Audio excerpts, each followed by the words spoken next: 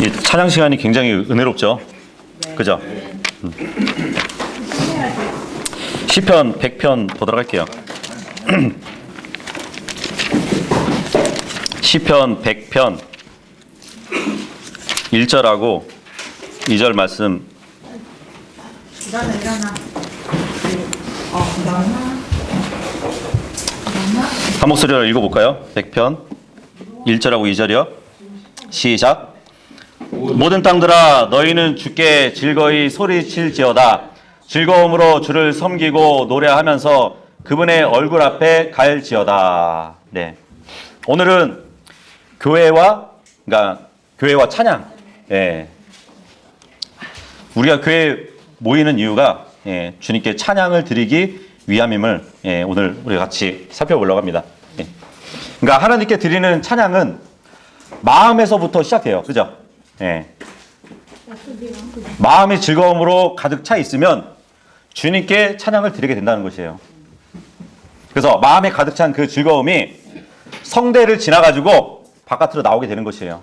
예. 그래서 찬양은 사람이 아니라 하나님께 드리는 겁니다. 예. 우리가 1절, 2절 봤는데 3절도 같이 읽어볼게요. 시작. 주 그분께서 하나님이심을 너희는 알지어다.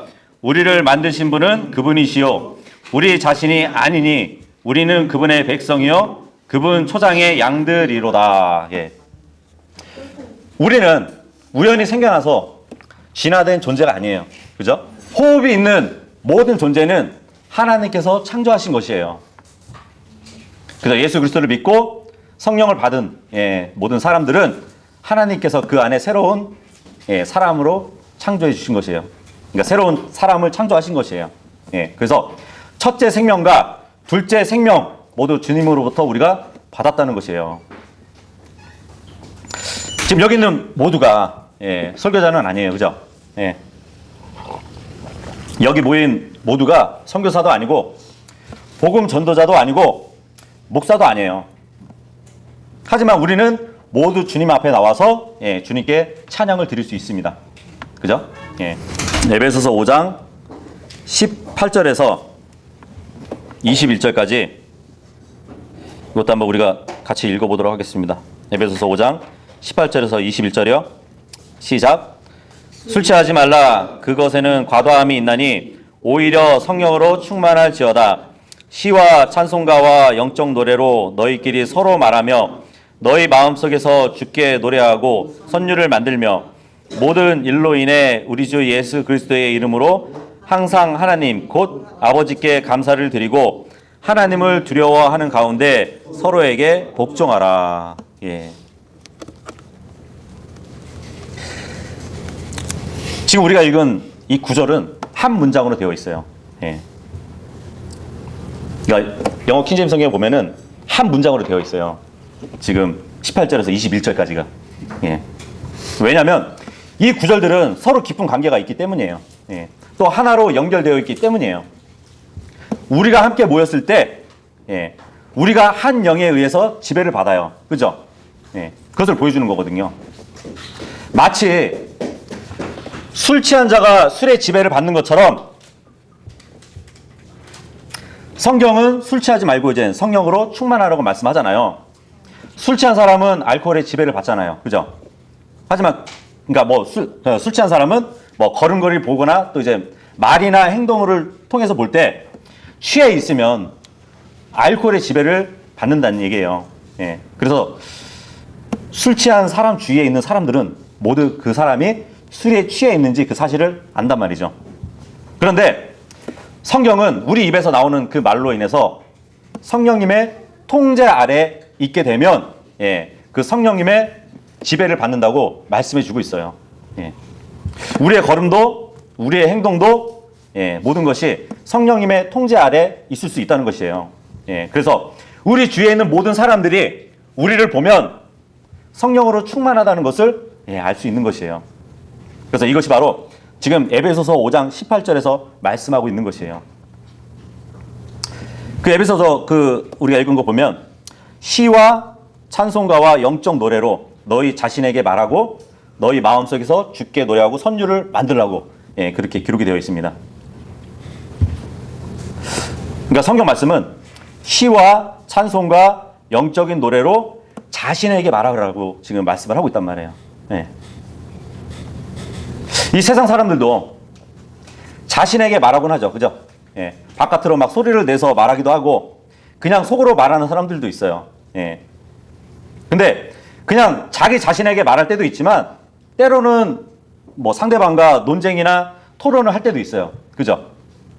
그러니까 하나님께서는 우리가 성령님의 영향력 아래에 있을 때는 그분의 지배에 따라서 살아가기를 원하세요. 예. 그래서 우리의 말과 우리의 생각, 예. 이 모든 것이 예수 그리스도와 관계가 있기를 바라신단 말이에요. 예. 그래서 우리가 마음속으로 말하는 것이 성령님을 따라 걷는 한 가지 방법이 될 수도 있어요. 예. 마음속으로 기도할 수도 있고 뭐 성경 구절을 암송할 수도 있어요. 아니면 우리가 예수 그리스도를 위해서 무엇인가를 계획할 수도 있습니다. 예. 아니면 뭐 주일에 우리가 들은 설교를 생각하면서 어떻게 하면 내 삶에 적용할까 생각할 수도 있어요. 예. 어떻게 하면 더 나은 아버지가 될 수 있을까? 어떻게 하면 더 나은 어머니가 될 수 있을까? 어떻게 하면 더 나은 형제가 될 수 있을까? 자매가 될 수 있을까? 예, 이러한 생각을 할 수 있다는 것이에요. 그래서 우리가 여러 가지 생각을 할 때 마음속으로 주님께 찬양을 드린다면 우리의 마음이 주님께로 향하게 될 수 있을 겁니다. 예. 그 콘서트에 참석한 그 사람들 한번 보세요. 예. 가수 음악에 완전히 심취되어 있잖아요. 예. 그죠? 자기가 좋아하는 그 가수의 노래를 들으면서 완전히 자기 마음이 녹아든단 말이죠. 그 부르는 노래의 가사에 녹아든단 말이에요. 그래서 우리도 즐기는 것을 넘어서 선율과 가사에 완전히 빠져버릴 정도로 이 찬송에 심취되어야 돼요. 예. 보통 노래는 사람들을 움직이는 힘이 있다고 그러잖아요.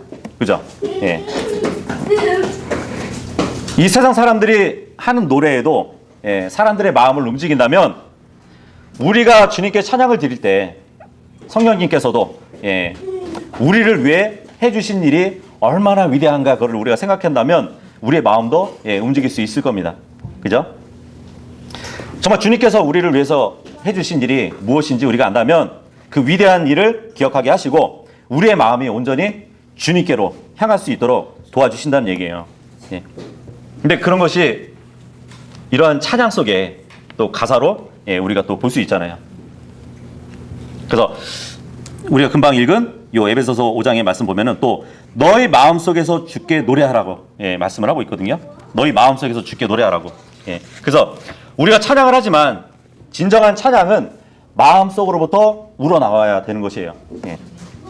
뭐 찬양을 하는 것 자체를 즐기는 것이나 뭐 청중을 앞에다 두고 찬양을 하는 것, 이것은 잘못된 것은 아니에요. 하지만 찬양은 주님께 드리는 것이라는 것은 사실을 우리는 잊어서는 안 되는 것이죠. 찬양은 마음으로부터 나와서 하나님께로 향해야 된다는 것이에요. 예수님께서 마태복음 12장 34절에 보면은 마음속에 가득한 것이 입으로 나온다고 말씀을 하셨거든요.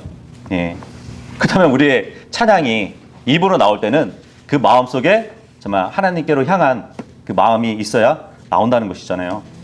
우리의 마음이 성령님으로 충만하다면 우리는 다른 무엇보다도 예수 그리스도에 대해서 더 많이 말하고 또 예수 그리스도를 더 전하고 또 예수 그리스도를 더 노래할 겁니다. 그죠? 그래서 우리의 입술이 항상 하나님을 찬양할 수 있는 그 비결은 바로 어디 나와 있냐면 에베소서 5장 20절에 나와 있어요. 읽어볼게요. 시작. 모든 일로 인해 우리 주 예수 그리스도의 이름으로 항상 하나님 곧 아버지께 감사를 드리고. 이게 비결이에요. 하나님께 감사드리는 마음이 있으면 되는 것이에요. 우리의 마음이 불평하면 안 되고 감사함으로 가득하다면 우리의 입술은 항상 하나님을 찬양 드리게 될 것입니다. 이 세상에서 일시적인 것들로 인해서 성령 충만을 이룰 수 있어요. 그죠? 우리가 성령 충만을 이루면 주님께 찬양도 드리지 않게 될 것이에요.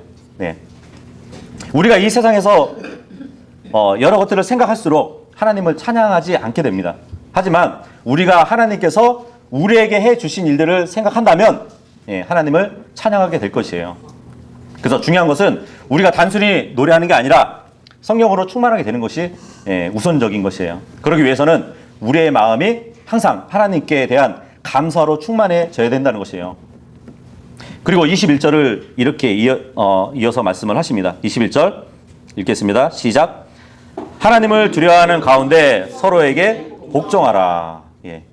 만약 우리의 마음이 서로를 향해서 쓴뿌리를 갖고 있다고 생각해 보세요. 예. 그렇게 되면 우리의 마음이 서로를 향한 미움으로 가득하다면 우리는 더 이상 주님께 제대로 된 찬양을 드릴 수 없게 됩니다. 예. 우리가 주님께 찬양을 드리지 않는다면 그것은 전적으로 우리 마음 때문이에요. 네. 우리가 처한 환경으로 인해서 주님께 찬양을 드리지 못한다는 것이에요. 예. 바울과 실라를 한번 생각해 보세요. 예. 그들이 감옥에 갇혀 있었잖아요. 그럼에도 불구하고 주님께 찬양을 드렸어요. 바울과 실라는 매를 맞고 또 사슬에 묶여 있었지만 그들의 마음은 하나님의 감사함으로 넘쳤던 것이에요. 예. 그 가운데서도 주님께 찬양을 드릴 수 있었던 것입니다. 그래서 주님께 찬양을 드리지 못할 만한 환경이라는 것은 사실 존재하지 않아요. 예. 누군가 우리에게 악하게 대한다고 해서 우리가 주님께 찬양을 못 드린다는 것은 핑계밖에 되지 않습니다. 예. 우리 인생에 뭔가 엄청나게 나쁜 일이 생겼고 그렇다 할지라도 주님께 찬양을 드리지 못하는 것이 아니에요. 예. 우리의 마음속에서 하나님께 대한 감사하는 마음이 사라졌기 때문에 우리가 주님께 찬양을 드리지 못하는 것입니다. 우리 마음에서 형제 자매들에 대한 사랑이 막 사라지고 하나님에 대한 사랑이 사라졌기 때문에 우리가 주님께 찬양 드리지 않는 것이거든요.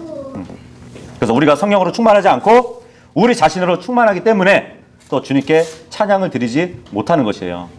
그래서 자기 자신만이 마음을 충만하게 채운다면 결코 하나님께 영광을 돌리지 못하고 또 주님을 찬양하지 못할 것입니다. 마음이 불평과 불만으로 가득 찬 사람은 주님께 찬양을 드리지 못할 것이에요. 우리가 에베소서 말씀을 봤지만 여기서 시라는 말이 있죠. 시, 쌈. 이 말은 성경에 10번 나와요. 근데 많은 고대 언어들에서 이 시라는 단어가 무슨 의미를 갖고 있냐면 닿는다라는 의미를 갖고 있어요. 닿는다. 손이 닿으면 여기 닿는다. 그런 닿는다는 의미가 있거든요. 악기나 생각이나 마음에 닿는 것을 얘기하는 것이에요. 찬양 드리려면 악기를 들고 하잖아요. 이 악기에 손이 닿는 것이에요. 그리고 주님께 찬양을 드리는 거잖아요. 그 마음이 주님께 닿아야 되는 것이에요. 그리고 두드린다는 의미도 있어요. 이 시라는 고대 그 언어의 뜻이. 시를 통해서 주님께 찬양을 드릴 때 우리의 마음이 주님께 닿아야 되는 것이에요. 그리고 주님의 마음을 기쁘게 해드리는, 두드려서 기쁘게 해드려야 되는 것이에요. 그래서 성경에서 말씀하시는 시, 이 시는 하나님의 진리에 관한 그러한 것들을 담고 있는 하나의 찬양이라고 보시면 돼요. 찬미. 찬미라는 말 들어봤죠? 그리고 찬송이라는 말을 하고 있습니다. 찬송. 이건 조금 단순해요. 그냥 찬송은 하나님의 영광을 찬미하는 거예요. 노래로.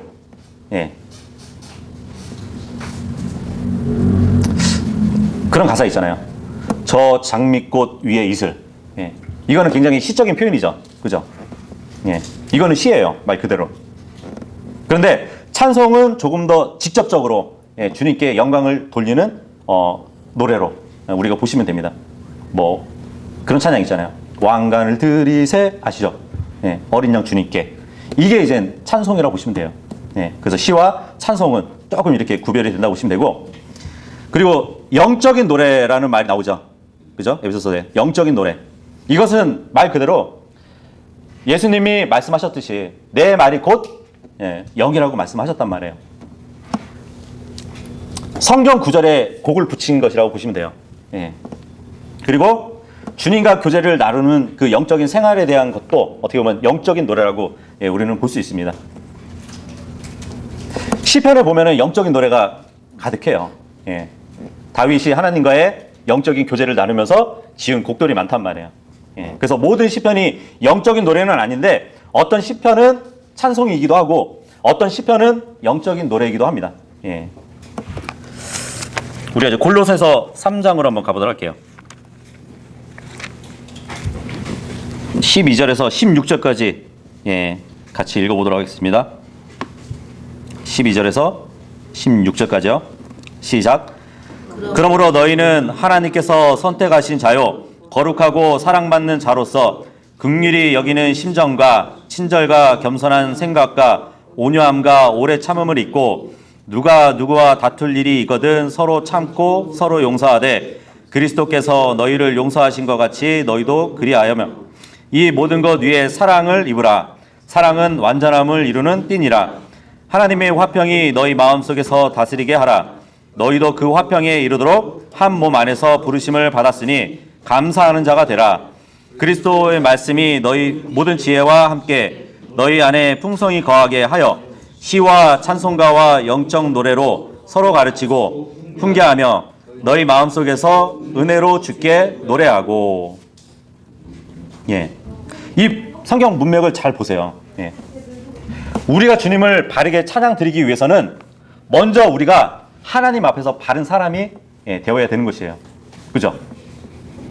우리가 올바른 마음을 가져야 하나님께 올바른 찬송을 찬양을 드릴 수 있다는 것이에요. 우리가 다른 지체들과 사랑 가운데 있어야 하나님께 바른 찬양을 드릴 수 있다고 말씀을 하고 있어요. 우리가 주님 앞에서 바르게 서 있을수록 우리는 더욱 제대로 된 찬양을 주님께 드릴 수 있다고 말씀하고 있는 것이에요. 우리가 다툼과 분열과 미움 가운데 있다면 주님께 제대로 된 찬양을 드릴 수 없다고 말씀을 하고 있는 것이에요. 예. 16절 보시면 그리스도의 말씀이 그죠? 너희 안에 풍성하게 거하게 하라는 말씀을 하고 계시잖아요. 그죠? 예. 그래서 그리스도인의 음악과 이 세상 음악을 구분짓는 것이 뭘까요? 가장 큰 기준은 바로 가사일 거예요. 그죠? 뭐 음악으로 들으면 비슷하지만 찬양과 이제 세상 음악과 구분짓는 것은 이런 음률보다는 가사란 말이죠. 그죠? 하나님을 찬양하는 노래는 교회를 위한 것이고 또 음행을 조장하는 노래는 세상을 위한 것일 것입니다. 그죠? 예. 하지만 시와 찬송가와 영적인 노래로 서로 가르치고 훈계하며 너희 마음속에서 은혜로 주께 노래하라고 말씀을 하고 있단 말이에요. 예. 이 말씀 보면은 하나님께서는 찬양하는 사람의 음악적 재능보다는 그 사람의 마음에 더 큰 관심을 갖고 있다고 우리는 볼 수 있어요. 예. 그래서 하나님께서 관심을 갖고 계신 것은 찬양하는 사람의 마음, 그 감사, 그리고 그 마음에 기쁨이 넘치는가, 이것이에요. 예.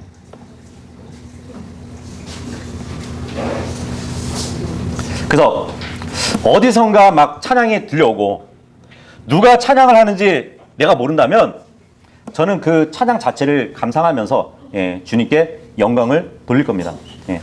하지만 찬양하는 사람들이 뭐 음행을 일삼는 사람들이라면 그들이 아무리 아름답게 노래를 부른다 할지라도 저는 그 찬양으로 인해서 주님께 영광을 돌리지 않을 것이에요. 하나님 말씀을 거부하고 막 동성애를 하는 그런 사람이 주님께 찬양을 드린다는 것은 아무런 의미가 없는 것이에요.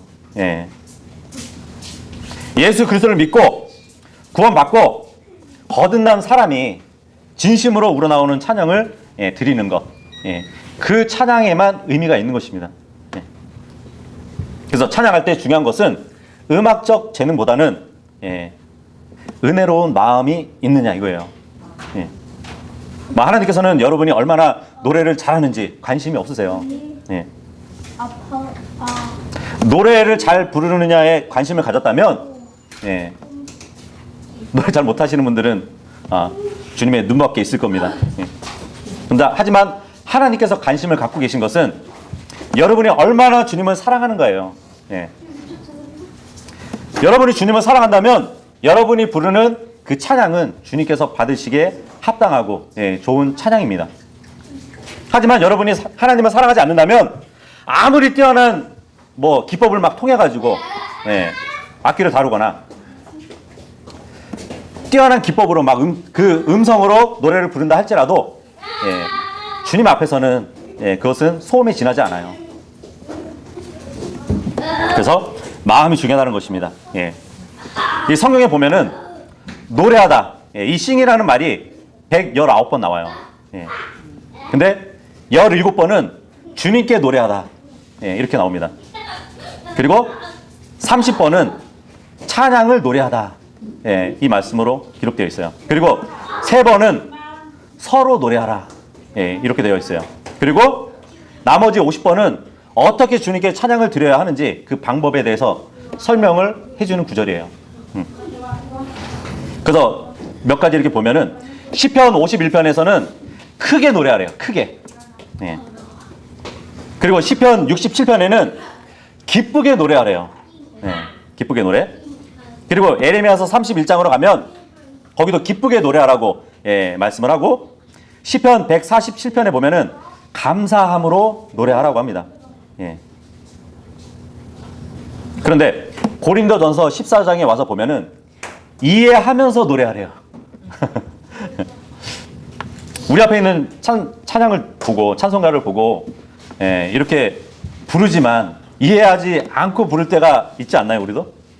그냥 멜로디를 잘 아니까. 그리고 그 가사도 잘 아니까 이해하지 않고 그냥 부를 때가 많이 있어요. 하지만 고린도전서 14장에 보면은 이해하면서 노래하래요. 네. 그리고 성경은 7번에 걸쳐가지고 크게 즐거운 소리를 내서 노래하라고 합니다. 네. 그래서 찬양하는 사람의 음악적 재능보다는 마음이 중요한 것이에요. 네.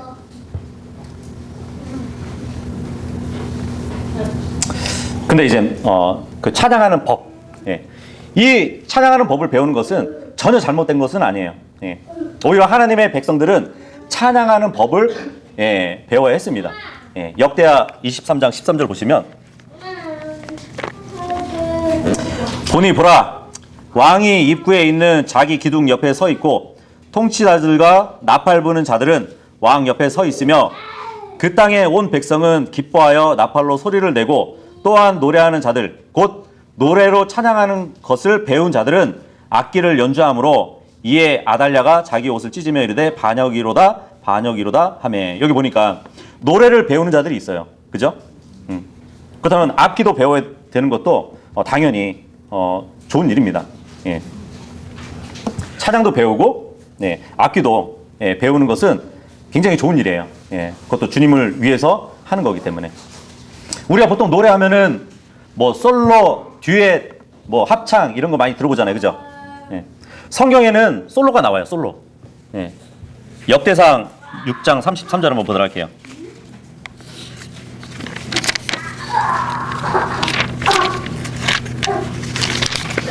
역대기상 6장 33절에 보시면 자기 아이들과 함께 직무를 수행한 자들은 이러하니라. 고핫 족속의 아들들 중에는 노래하는 자 헤만인데 헤만은 요엘의 아들이요 요엘은 스무엘의 아들이요. 여기 보니까 고핫 족속의 아들들 중에서는 노래하는 자가 있대요. 예. 싱어가 있대잖아. 싱어. 그죠? 예. 그리고 하박국서 3장 19절에도 보시면 주 하나님은 나의 힘이시니 그분께서 나의 발을 암사슴의 발같이 하사 나를 나의 높은 곳들에 다니게 하시리라. 이 노래는 내 현악기들에 맞추어 우두머리 노래하는 자에게 준 것이니라. 아, 이게 요거는 솔로가 아니네. 그죠? 예. 아까는 싱어라는 그 말이 나왔잖아요. 영어로. 예, 노래하는 자. 그거는 솔로고 여기는 우두머리 노래하는 자가 나오네요. 그죠? 예. 우두머리로 노래하는 자. 치프 싱어. 그죠? 예. 그리고 성경에는 듀엣도 나와요. 듀엣. 예. 사도행전 16장.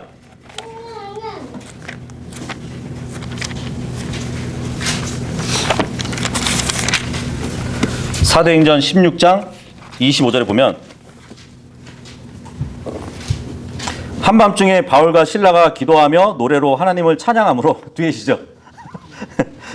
제스들이 그의 말을 듣고 있는데, 예, 이것처럼 성경에는 회중 전체가 부르는 노래 외에도 여러 가지 방법으로 찬양이 나온단 말이에요. 예. 한 사람이 찬양할 수도 있고 듀엣으로 찬양할 수도 있고 또 찬양하는 사람들 중에서도 우두머리 찬양하는 사람이 있어요. 예. 그래서 이제 성경에는 찬양에 대한 그 관련 구절이 271번에 걸쳐서 예, 나옵니다. 근데 이 수치를 보면은 대단해요. 찬양이라는 그 관련된 구절이 271번 나오는데 성경에 선포라는 말은 122번밖에 안 나와요. 예. 비중을 두고 보면은 선포할 일이 더 비중이 커 보이잖아요. 그죠? 우리가 복음을 선포하고 말씀을 선포하는 일이 굉장히 큰 일이잖아요. 근데 찬양에 관련된 구절이 반 이상이 더 배로 많이 나온단 말이에요. 예. 하나님의 말씀을 선포하는 것보다 2배 이상에 걸쳐서 하나님께 찬양하는 것에 대해서 말씀하고 있단 말이에요. 성경은. 예. 그렇다면 우리도 성경의 말씀에 따라서 균형을 잡아야 돼요. 그죠? 예. 고린도전서 14장 한번 보도록 할게요.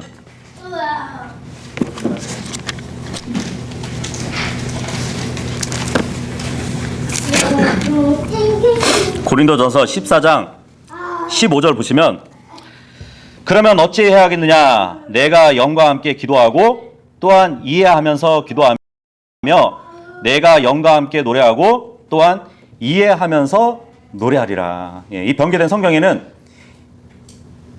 이해하면서 노래하리라 해서 이해하면서를 삭제시켰어요. 기도 부분에서는 삭제 안 했는데 찬양 부분에서는 이해하면서라는 말을 삭제해버렸습니다. 하지만 우리는 찬송을 주님께 올려드릴 때는 그 가사를 이해하면서 드려야 되는 것이에요. 예. 근데 여기 지금 2번 거쳐가지고 나오는 단어 중에 영이 있어요. 영. 그죠? 이 두 영은 다 인간의 영을 얘기하는 것이에요. 보통 우리가 영어 성경에서 대문자로 시작하는 S로, 그러니까 대문자 S로 시작하는 것은 성령님을 얘기하고 소문자로 S로 시작하면은 인간의 영을 말하는 것이에요. 예. 회중 전체가 부르는 찬양이든 솔로나 듀엣으로 부르는 찬송이든 모두 그 가사를 이해하면서 노래를 해야 되는 것이에요. 예. 우리는 주님께 찬양을 드리면서 가사의 내용을 전혀 이해하지 못하고 있을 때가 많아요. 예. 하지만 찬양이라는 것은 우리의 신앙 고백을 말하는 거거든요. 예. 신앙 고백이라는 것은 내가 알아야 되는 거잖아요. 알아야 고백하는 거잖아요. 예. 입으로는 내게 있는 모든 것을 아낌없이 드리네 찬양을 하면서 예. 주님께 아무것도 드리지 않는다면은 그거는 고백이 될 수 없잖아요. 그죠? 예. 그래서 그러니까 찬양의 가사를 붙인 사람들은 정말 진실한 자신의 고백을 그렇게 붙여서 만든 거란 말이에요. 예. 문제는 그 찬송을 부르는 사람들이 가사를 전혀 이해하지 못하고 있다는 것이에요. 예. 찬송을 만든 사람의 의도가 있는데 자신의 고백이 있고 자신의 믿음이 가사로 들어가 있는 것인데 그것을 부르는 사람들이 이해하지 못한다면은 그냥 입으로만 나불대고 마는 것이에요. 그래서 우리가 부르는 찬양은 우리의 고백이 되어야 돼요. 우리의 각오가 되어야 됩니다. 전혀 믿지도 않고 동의하지도 않고 할 생각도 없으면서 단지 그냥 입술로 가사만 짓거리는 것, 이것은 주님 앞에서 거짓말하는 것이에요. 그죠? 그래서 성경에는 우리가 부르는 이 찬양의 멜로디나 박자도 중요하지만 그 가사가 매우 중요하다는 것이에요. 나의 고백이 될 수 있기 때문에요. 뭐 어느 교회 가면은 이 찬양을 부를 때 이 멜로디가 빠른 거는 좀 문제가 있다. 아니면 이러한 박자는 조금 세속적이다. 그렇게 말하는 사람들이 있는데 성경 말씀에는 뭐 멜로디나 박자에 대한 말씀이 하나도 없어요. 뭐 비트가 빠르기 때문에 불경경스럽다고 말을 할지 모르지만 그런 거에 대한 성경의 지침은 없어요. 빠른 찬양은 부르지 말라 이런 말씀은 없단 말이에요. 예. 물론 사람들마다 생각이 있고, 저도 생각이 있고 다른 사람들도 생각이 있어요. 그 생각이 다를 수도 있어요. 모두 자기만의 의견이 있다는 얘기예요. 근데 성경에 없는 것을 기준으로 만들어가지고 다른 사람에게 강요하는 것, 이것은 잘못된 것이에요. 그래서 우리가 더 실제적인 제안을 한다면 하나님께 영광을 돌리고 또 성경의 교리를 가르치는 그런 찬양들이 있어요. 가사들을 보면 영적으로 다른 사람에게 유익을 줄 수 있는 그런 찬양들이 있거든요. 그런 찬양을 부르는 걸 추천합니다. 그리고 대다수 그 그리스도인들이 하나님의 영광을 위해서 공통적으로 부르는 찬송도 있어요. 이러한 찬양을 부르는 것을 추천합니다. 좋은 찬양은 하나님께 영광을 돌리고 그 찬양을 우리가 부름으로 인해서 성경의 교리를 배울 수 있다면 그만큼 좋은 찬양은 없을 것이에요. 그만큼 우리에게 유익을 주기 때문이죠. 그래서 그런 찬양을 불러야 되는 것이에요.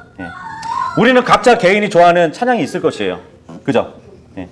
그런데 초대교회 생각해보세요. 초대 모였던 교회를 생각해보세요. 그 교회는 찬양집이 없었어요. 그죠? 그때는 똑같은 찬송을 담고 있는 찬송가가 없었단 말이에요.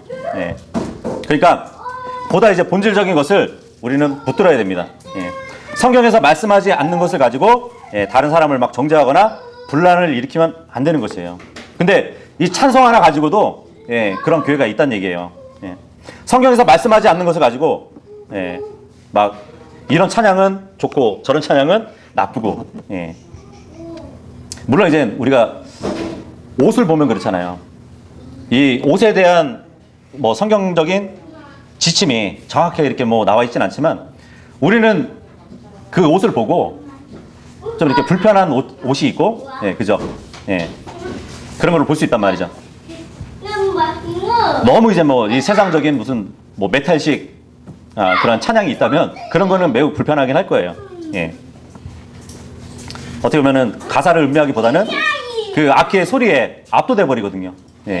그런 것들은 우리가 좀 주의할 필요는 있을 겁니다. 어쨌든 우리는 좋은 찬양을 잘 골라서 주님께 영광 돌리기 위해서 불러야 되는 것이에요. 각자 좋아하는 찬양을 내가 선호하는 찬양 서로 다르단 말이죠. 각자 다른 생각이나 의견을 위해서 싸우지 말아야 돼요. 어떤 교회는 피아노로만 해야 된다고, 키보드는 안 된다고, 전자악기는 안 된다고 그렇게 가르치는 분들도 있어요. CCM이라는 것은 굉장히 음률이 세속적이다. 그렇기 때문에 부르면 안 된다. 그렇게 또 가르치는 분들이 있다는 것이에요. 하지만 그런 문제는 전혀 중요하지 않아요. 성경에서 명백하게 말씀하시는 것이라면 우리는 그것을 진리로 믿고 따르면 돼요. 하지만 성경에 그런 것에 대해서 지침해 주지 않았다면 우리에게 논쟁거리가 되지 않습니다. 그걸로 인해서 사람을 정죄하면 안 되는 것이에요. 그리고 또 이제 찬송할 때 혼자 나와서 이렇게 특별 찬송하는 것 이런 거 있잖아요. 그런 것도 이제 우리가 주의할 필요가 있는데 찬양하는 그 사람 자체가 이제 높여지면 안 되는 것이거든요. 그죠? 앞에 나와서 특별 찬송을 부르신다는 분이 있다면 그분의 재능을 자랑하기 위한 것이 아니잖아요. 그죠? 모든 영광이 사람에게 돌아가는 것이 아니라 하나님께 돌아가야 되는 것이에요. 그래서 앞에서도 말씀드렸던 것처럼 하나님 앞에서는 찬양하는 사람의 음악적 재능보다는 마음의 상태가 중요한 것이에요. 그 사람의 음악적 재능을 뽐내기 위해서 찬양을 하는 것은 마치 설교자가 하나님의 말씀을 전하지 않고 자기 자랑만 잔뜩 전하는 것과 마찬가지예요. 그래서 모든 것은 예수 그리스도의 영광을 위해서 해야 되는 것입니다. 찬양할 때 박수 치면서 율동을 하면서 춤을 추면서 이렇게 부르는 분들이 있어요. 성경에 보면은 이제 뮤직이라는 단어가 16번 나와요. 뮤직. 근데 성경에서 음악이라는 단어가 처음 나온 것이 어디냐면 사무엘상 18장 6절이거든요. 예. 처음 나온 음악, 뮤직이라는 단어가 처음 나온 것이 이 사무엘상인데 춤과 관련해서 같이 나왔어요. 예. 골리앗을 죽이고 돌아온 그 다윗을 보면서 여인들이 노래를 부르는데 춤을 추면서 불러요. 예. 사울이 죽인 자는 수천이요, 다윗은 수만이더라 하면서 막 노래하면서 춤을 춘단 말이에요. 그래서 신약 성경에도 보면은 음악이 춤과 관련해서 나오는데 문맥은 부정적이진 않아요. 예. 누가복음 15장 25절에 보면은 탕자가 집에 돌아왔을 때 그 집안에서 노래하고 춤추고 했거든요. 네.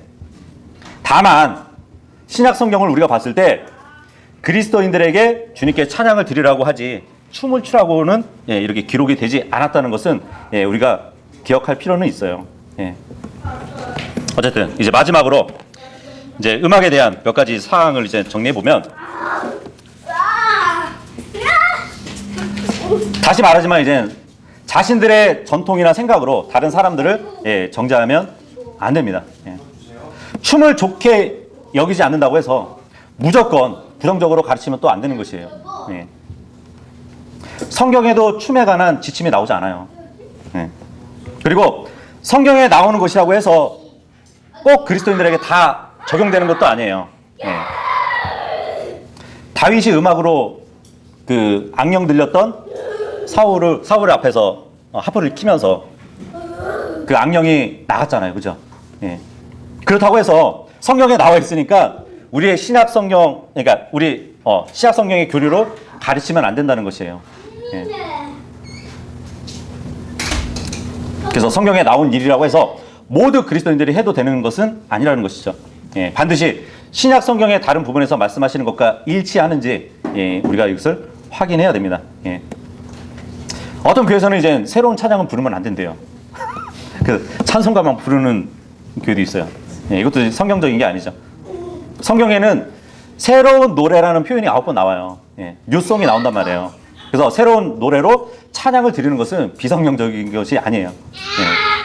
예. 신곡은 계속 내도 됩니다. 교회에서 타악기를 사용하면 안 된다고 또 주장하는 사람들도 있어요. 예, 하지만 성경에는 현악기, 관악기, 타악기 모두 등장하고 있어요. 근데 그것이 어디 쓰이냐면 하나님께 찬양하는데 사용되었습니다. 시편 150편 4절에 나와 있거든요. 악기는 도구일 뿐이에요. 그죠? 도구를 어떻게 사용하는지가 문제지 도구 자체가 문제가 아니라는 것이에요. 음악도 마찬가지예요. 음악도 일종의 도구예요. 음악을 통해서 하나님을 찬양할 수 있고 또 음악을 통해서 죄를 조장할 수도 있어요.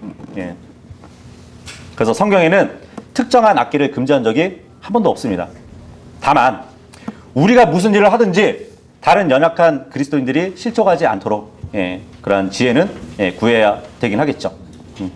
뭐 성경에는 멜로디나 박자, 뭐 템포에 관한 말씀이 전혀 없어요. 어떤 특정한 멜로디를 좋아할 수 있지만 그것만 바른 것이라고 가르쳐서는 안 된다는 것이에요. 성경에서 말씀하지 않는 것을 가지고 기준을 삼는 것. 그래서 가르치는 것은 오류에 빠지게 됩니다.